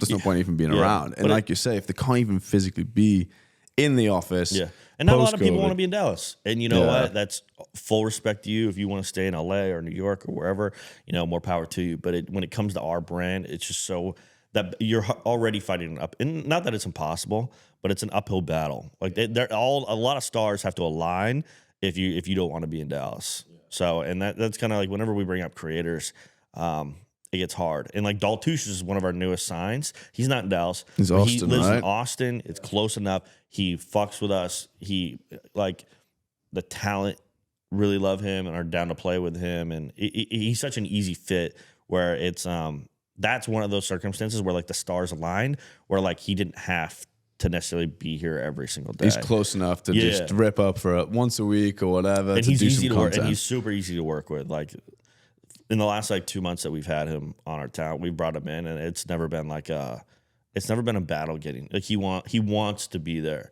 which he's one of the greatest creators out there. He's natural. He's dope. And you speak to him off camera, and he's exactly the same. Mm-hmm. He's in the best way a lunatic. Yep. And he's unapologetically himself. Yeah, all the time. He's good, and he's one of the few creators that I watch on a regular basis. Really? Yeah, I don't tend to consume a huge amount. Not enough anymore, anyway. Yeah. No, you know, same for we've me. got busier and busier, and when you're in it, the last thing you want to do when you're out of it is like, I'm going to pull myself back in. Like, I want to go surfing, or I want to go read. That's my whole battle with just gaming in general. Now, personally, it's like I spent over the last like 7 years, I've been so in the weeds of it all that like when I get home, do I really want to fucking play COD? Do I really like want to turn it on? And there's some days I'm like a new update came out. I'm like, fuck yeah, let's play Warzone or something like that. But like I haven't played games. I'm thinking like 3 weeks or a month. Yeah. Since I've got my PC over there now, but before that, I hadn't played since I moved to LA. I moved here 7 months ago, so now I'm back on Valorant. I've just changed my they call it the Shard to up from UK. I was playing on Japanese servers out here for ages, and I was playing with loads of like I don't say you're gonna have Russian people and like shit ping. Yeah, it was terrible. The ping was like 200 plus, so it was just unplayable. So anyway, I've just changed it. So now it's reset everything. So I don't even have a rank. Damn. So I'm going to go back, and it's now got me like, okay, I can start fresh and see how bad I really am. I'm a bad player on it, but I love it. And that's the thing. It's like just having that one game to pull you out of it. And I don't work in Valorant in any way, shape, or form. So I think that's why. Yeah. That's why I enjoy it. I think before we tailor, because I do want to, there was something I want to dive into. Yeah, the concept of what you do outside of gaming I'm really interested in. But before we get there, I do want to go back to the fact that Optic is a business, because one of the unique things about gaming is that calling something the gaming industry is like basically saying sports. So if you have a gaming team, and there's so many different things. So many fucking sports. You know, Valorant is its own sport. Call of Duty is its own sport. Halo is its own sport. CS is its own sport. So you don't see a Real Madrid or a Manchester United dabbling into a basketball team, an American football team, a baseball team, a volleyball team. Whereas with gaming, you guys do. And that's really unusual when you actually think about it from a business perspective, because you're now running 6 sports teams. So first of all, can you just list off what you guys have teams in, and then dive into how you navigate the differences between them? Well, right now it's small. Right now it's COD and Halo. Is that it? We're very simple right now. Yeah. But do you have creators competing in other elements? Like Daltouche is Apex, right? Well, he's Apex, but he doesn't. He's like more of like an entertainer. Yes, it would be like a Stephen A. Smith. But you still got to consider these other sports, though, in a sense, as a business, right? Mm-hmm. But I'd say COD, Halo, Apex, Legends. Fuck, man, those are really like the main 3. We have like a couple guys that'll go rogue and play a couple other things, like a little bit of Valorant here and there. Like Hitch and them have been playing a little bit of Rainbow Six Siege lately, Rocket League.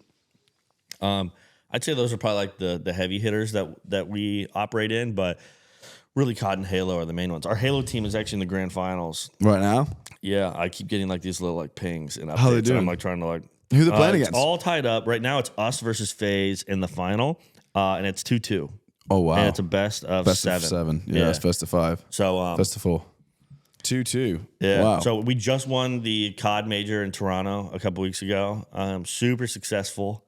And then hopefully the Hill boys can take it home here in like the next hour or so. And they're in London, obviously, for the Quadrant Major. That's where they had an F1 car in the mix. Yeah, I saw that. I was like, God damn, that actually probably was so expensive. But that's actually how I met you. Yeah. Yeah, it was through Quadrant. Through I think I hit you up on LinkedIn or something like that one day. Yeah, there was I think Isaac as well. I think I went through a maybe that's mission of following everybody in the industry on LinkedIn when I was trying to get in. That was like my kind of battering ram LinkedIn. Honestly, I was just like connecting with everybody, making content and stuff. And then I already knew of you guys, and I already knew yourself. And I feel like we had DM'd prior to Isaac mentioning something. I can't remember. Yeah, I'd have to go look at the. There was a world where you guys were keen to get involved and do something with Lando. I imagine that was because you're an F1 fan. It was so well, like we really hadn't dabbled in doing like a whole lot of like collabs or anything like that. Like we're very much so like, again, like it almost sounds like a cult, like the family. Like we stay pretty internal to, and as of recently, we've started exploring a little bit more of like doing collabs. Like Jalen Suggs is coming by the office, and like we have like a couple other like celebs that we'll like do stuff with. Like we just did something with Tyreek Hill like a month ago. He's loving the game at the moment. He came out of nowhere in the last year or two, and he's just full sending it. But Lando's somewhere like he's in the space. He streams. He gets our world. He's like obviously like a huge personality inside the F1 world. and I'm huge into the F1 world as well, that I knew he was going to come to Austin, and it took a long time. I think we probably talked for like 8 months or something like that before anything actually like materialized, because we had talked about doing something. I can't remember when. Well, but the it just didn't original work was, out. because that used to always frustrate me, because I was very similar to yourself in the business that I was in previously, where I would just like jump in around and do anything and everything, and kind of just feel like I'm pulling for the team. Is the way I always saw it. I don't think that's always how they saw it internally, mine. I think they were like, "What the fuck's this guy doing? Why is he not, doing one job and sticking to it?" But I remember it specifically because it actually pissed me off. You guys had given us the opportunity to come out to see you in Dallas. You gave us like this VIP experience for myself. FIFA Kill came out and streamed out of and then in return, we were just going to get Lando to do some online gaming with you guys. And it was like, that was it. And I remember you'd fulfilled your end of the deliverable. Yeah. And then I kept saying, like, guys, because I didn't control Lando's time in any way, shape, or form, or even have much communication with him, right? So I'd always be like, we owe Optic an hour or two of Lando's time just to game with him. We owe Optic. And it always just got kept pushed back and back and back. Yeah. And Which, I just to be felt fair, it was never really looked bad for mine, because I knew Lando was so in the world, and I knew that he knew of Seth, because there would be like little things that would happen every once in a while, like a DM or whatever, that I knew, like, if Lando had time, we would make it work. Exactly. At some but point. I know there was no pressure from you guys, but for me, it was like, no, I'm in debt to this. Like, I have to see this through. So when I was coming out to Austin, I was like, right, okay, we're going to do the podcast. Let's get it done. Yeah. And I know you guys came out fully. We got a van or an army of team came out. We were at the K1 karting center doing a surprise video. For just random karting fans, which worked out quite well. Jack was in the mix as well. Courage turned up. That was actually the first time I met him in person. We'd previously done the Courage and Nate Shot show online virtually, so I'd met him. And then, we finally got to say thank you to you guys for inviting us out. No, it was dope. It was so fun. The guys, anytime that we get the guys together like that, it's always so fun. Like, even like we talked about the Founding Fathers Land that we just did. Like, so much of like the things that I like creating nowadays are like, I look back in Optic's history, the things that have been like super successful. Like, I look back at like the old Race to Master Prestige like thing that we did during IW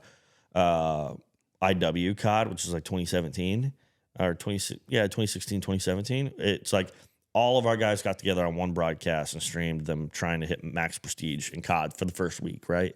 And it was such like a big thing that like anytime we get like the greater group of Optic, not just like 4 guys to be in a YouTube video or like 6 guys to be in a YouTube video, but when we invite everybody to a place and we get to do something, like we did a softball match like a couple of months ago, and like everybody after that was like, that was so much fun. Like, regardless of anything that happened on the back end, from the partner, from the viewership to anything, screw all that. The guys had a lot of fun making it, right? That's and then we did a pickleball tournament like 2 weeks ago because the softball one did so well. And at the end of it, everybody was like, man, this was just so much fun. And I think so much of like the content that I like creating is like when the creators come away from the event being like, wow, that was so fun. Again, regardless of all the numbers and all the other bullshit, that all works out. It'll figure its way out. As long as the guys come together, have a good time, are getting some laughs on stream, and the chat likes it, like that's what matters at the end of the day. And let's do something here. Even like when we got the 100%. But next time you're in town, we rented a van and drove down to Austin and just like chatted with Lando for a couple hours. Like, it's just like things like that are just like. It's a shame you guys, because you had to dart. I feel like there was you had a very small window and you had to bail, because when it all finished, we all got in the carts. We had like free reign of the place, and that would have been sick for you guys to stay. But no, honestly, like, and I think you're right, and that's what the industry needs as the companies like yourselves. Man. Genuinely, the Founding Fathers event that you guys did, it needs more of that. And I know you've pierced a hole. In a new form of content. I really do think that with that 1v1 Founding Fathers event, because and we're always going to be competitive, like as brands. Exactly. FaZe, like we're always going to be happy when we're beating FaZe online in COD or Halo or whatever, and they're going to feel the same way towards us, right? How it should be. We're always going to be competitive with each other, but the little times that we can come together and kind of put everything aside, just be like, let's be boys and have a good time and entertain our fans like together. Like that's the sweet spot. We've got I mean, there's a sim rig obviously sat right there. I don't know how much you fucked with the sims. I love it. Yeah, so I love it. I have one at home. I have like one of the Logitech G. Oh yeah. But then I got a 3D printed wheel and took it apart and I have like a Ferrari wheel. Man. But it's the Logitech G, like the tech is the Logitech. It's the one that everyone has, the G29 belt-driven one, or whatever it is. But I've taken it apart and put it back together with I'll show you a picture after this, but it's dope. And I'll sit there and you screw the little knobs on your table and you're sitting there doing it. I've always wanted to do like a Thrustmaster or something like that. Would you? But Fanatec. You got is that you? we got a rep. We got a rep. This is actually. Oh, actually, let me see So this. this is a wheel that goes in the GT3 car as well. So that car, that wheel will plug in the sim, and then you can actually plug that directly into the car. So it's forged carbon. That's why it's so light. They are the best of the best. This is so sick, and it's got the little quick release. You got to come to. I tried to ring you a couple of weeks back when we were in. I know you were in Toronto at the time. We were going to a race in Austin. I did hit Paige up. I think she was trying, but it was a bad time for you guys, unfortunately. But we'll have to get you to a race. Oh, I'm so down. Yeah, I'm so down. I get to sit on the pit wall for NASCAR last year because we had a collab with Spire Motorsports, and that was the coolest. Like honestly, like one of the coolest because not only do I follow racing, but like you can't buy that ticket. No, you can like out of everything that I've done, like I got to go to a Juventus game in Italy, which was so fun, like 2 months ago. But like you could buy the ticket to sit in the box. And there's a bunch of other experiences that I've been a part of that you can kind of buy your way in, or if you're like in the industry, you can get in, whether it's a party or whatever. But like sitting with the engineers with a headset, looking at all the telemetry, literally the pit, like the car was like where that desk is, doing all the pit stops. And I'm hearing the engineers and the driver talk back and forth to each other like live, like priceless. I don't know how it works from an Optic point of view, but Evan and I are currently working on a longer term relationship with this entire series, SRO, and they're going to have some budget for us, and we always need additional support and camera ops. No, I'd love to. If you want to come out for a weekend, we can. It's going to be sick. We can actually pay you to come out as well. So if you're down, I can keep you in the loop with that. If not, worst case, just come as a guest. My Optic stuff always takes priority, but like, I mean, if it works out timing wise, I'd be open to it. I'll break out the FX6. We've done a bunch, dude. They're so much fun. You get like hot laps in the mix. We did Sonoma with Sonia, which is a beautiful track up in Northern California in like these rolling hills. It'd been raining torrentially. Like there's the most rain on record in LA. Damn. Like the weeks running up to this event. So the hills were all like luscious grass. It's usually like desert mountains. Yeah, damn. It was beautiful. And I'm from Northern California. Okay, so you know. I kind of know. Yeah. Okay. And then we jumped over to Austin literally like 2 weeks ago. Damn. And we did the race there. Samantha Tan won. We did a daft little video where we deliver these wheels to people. We always make them. I saw you were walking through the airport doing. I saw the video. Yeah. So that was that. And you handed it to her. She's McLaren, right? BMW. And Samantha. Yeah. Who am I thinking of? You're thinking of Bianca. Yeah. But she won. She won both races. Damn. So the way that works quite well with the SRO series and the GT World Challenge is it's two drivers. You'll have one pro and one amateur. It can be male or female. That's what like Crim's series is, basically. Exactly. Yeah, I was talking to Crim actually at the Founding Fathers event. And I was like, you got to come to a race with us as well. And like, let's try and get it. Because he wants to do LMPs is what he wants to do, which is LP2. Crazy. Le Mans, I think, is his long-term goal. Yeah, me and him are briefly talking about it too. Yeah, that would be awesome to see. If someone breaking from gaming into that, I think that's totally possible because you need that dedication. Yeah, that's one of those things that I always tell the guys, like, yo, let's go do this. And they're like, nah, I'm like, you guys suck. I'll keep you in the loop. I'll give you as much notice as I possibly can. I think the next one that we're looking at is VIR, Virginia International Raceway. But back to that, we have a huge space out here with RS, and we're very keen to get a 20 sim rigs in this space and get a bunch of people racing together. So if you ever think of a concept that would make sense and work and from fun, we're in. We'll do it for you. Yeah, we'll do it. Dope. Yeah, I think that's what I want to get into this. The next 12 months from now is like now that we've got this space set up a little bit. It's like, okay, how do we actually bring more of a community in here. Yeah. And we had a guy who tweeted out. And you can tap into. I mean, you're in LA. You can tap into so many people. Exactly. There's a tweet went semi-viral the other day in the gaming industry from Jay Classic, whatever he touches turns to gold on Twitter. And it was these guys who run an old school LAN tournament on Halo 2. Yep. And they're looking to elevate and do it in Vegas later on this year. Yep. And I reached out, I was like, production, I'll help do it for free. Like whatever I can support with, I'm happy just to see this come to light.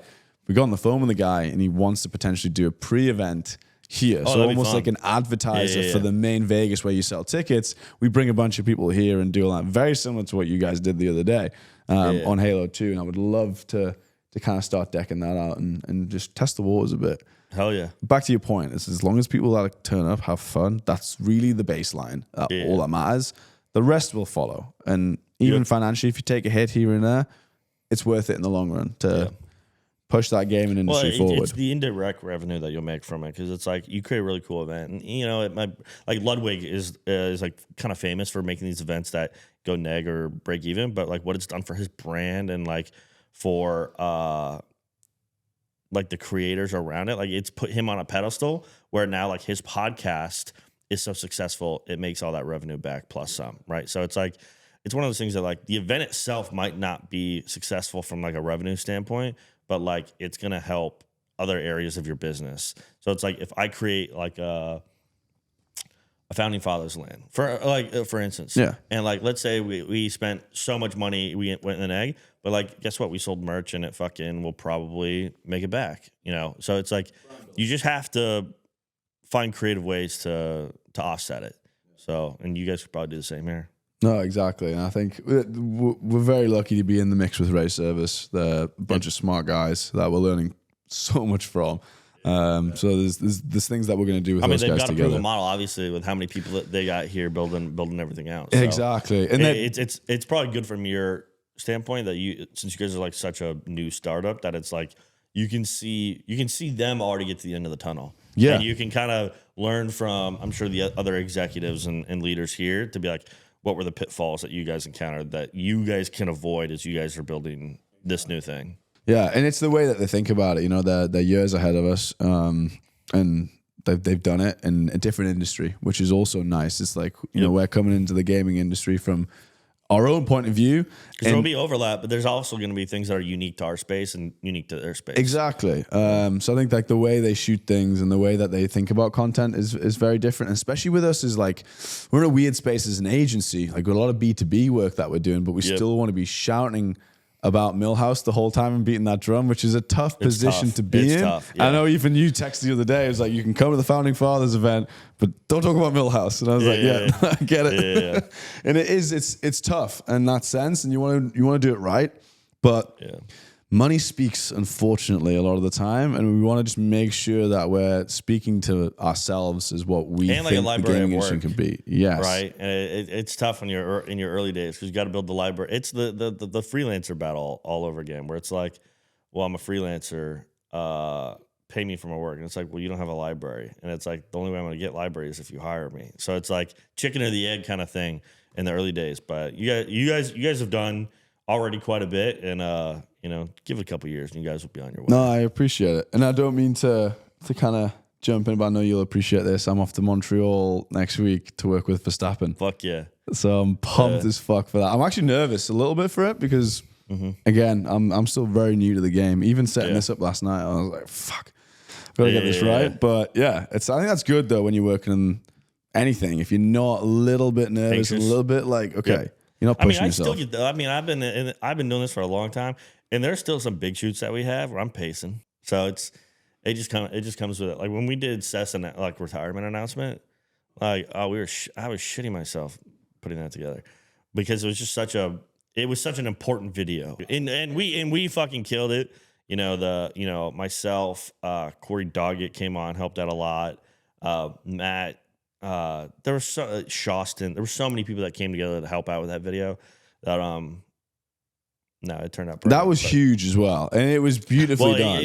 I knew that was a video that was going to trend. Yeah. So it's like, if people are going to see this, we better make it fucking. And his career deserves a video that is as polished and tells the story and does it right. So the pressure more of like living up to his career versus like it just needs to look beautiful so people like it. You know, it was more about paying respects to him and what he's done. So. And I think you've always done a fucking sick job at that, and actually like making sure that a career so decorated and so groundbreaking and trailblazing has been shown in the right light. And you guys have done and I know it's a lot of the time it's an unsung heroes, the people who actually bring that to the forefront. Yep. But you know, I respect it, and it's definitely a battle. And you know, the fans aren't always going to see like the bigger picture. Like one of the bigger things that we not necessarily disagree on right now, like me and the fans are just like me, and just like the public perception of like what we do. It's like, you know, like the process, which is our documentary series, we kind of took a break from it for a while, and people were always like kind of angry, like why did we do that? But like the focus, like I didn't not want to do it. It just came down to like, let's like evolve our content a little bit and change some things up on the other side, like more of our like YouTube-y style stuff.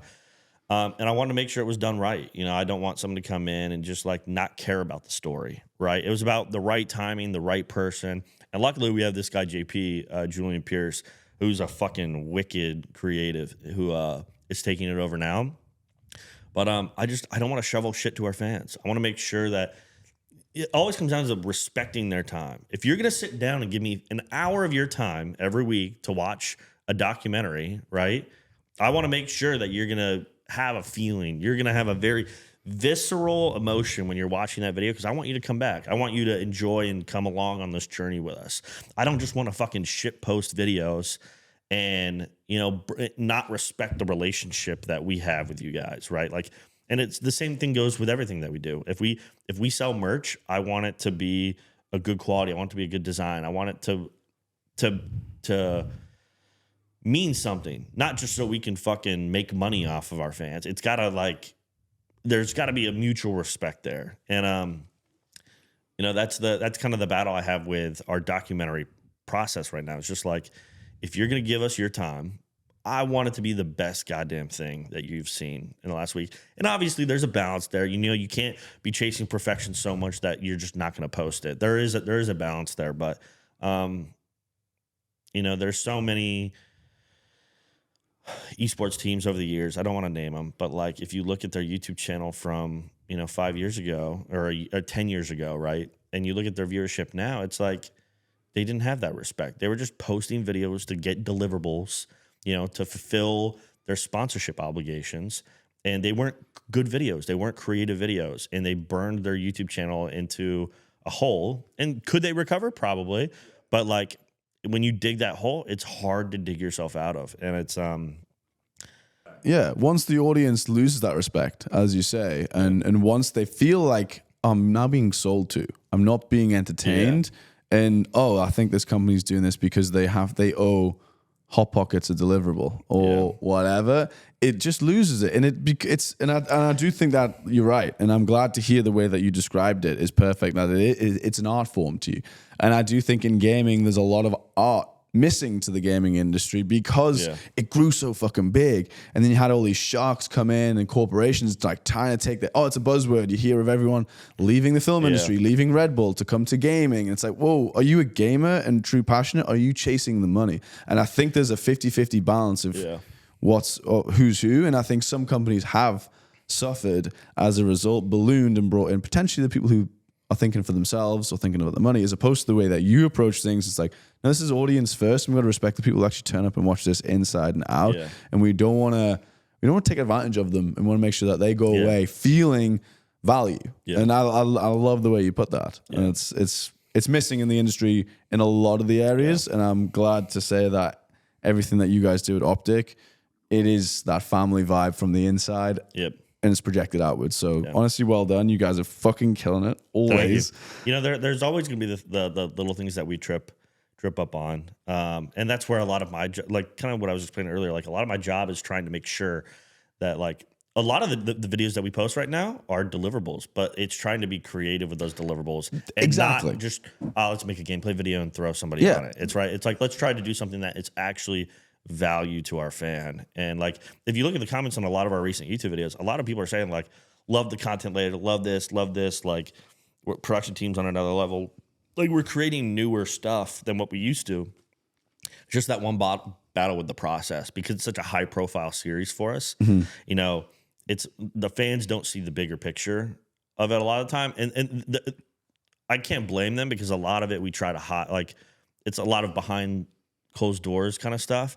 But it's one of those things that, like, again, I'm not gonna have us post a 20-minute episode of the process that is just like us piecing shit together and throwing out there. And yeah, it'll get views because it's the process. But like over time, if you do that enough, process will go from 300 to 250 to 200 to 150 to, oh, we're barely breaking 100K to like, now we're fighting for like 40, 50,000 views. I don't want that.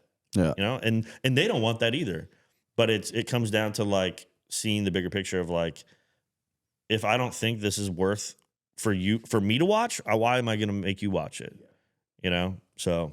No, and you're right. And I think that battle of deliverables, and I know you said that a lot of the stuff that you guys put out at the moment is deliverable, but that's the business goal. Like that's what you want. Yeah, and that's but it's the about doing sign of success. deliverables right. Exactly. And the deliverable yeah. almost has to come second to the art and the creative of the piece. And I think that's what you guys do well. 100%. Thank you. I know you got to catch a flight. Yeah. I'm conscious. I don't want you to miss the flight on account of us. So thank you very much for coming down. I have so much more to ask you, honestly. And I think I'd love to have you on again. And we'll dive deeper on a few different things. But yeah, this is the first one we've recorded.